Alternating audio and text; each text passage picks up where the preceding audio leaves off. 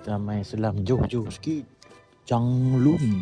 Dia kena tanya dah lah kat mana, aku pun tak tahu. Aku main ikut lah ni. Ikut Wazir.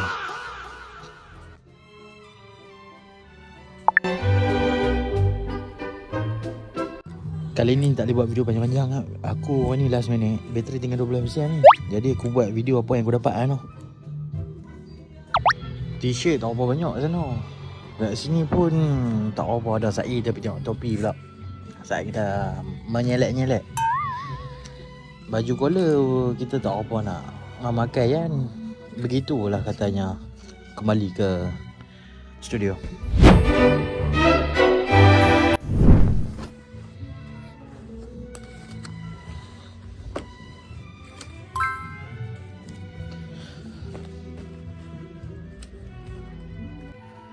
Ralph Lauren weh, ada defect ni.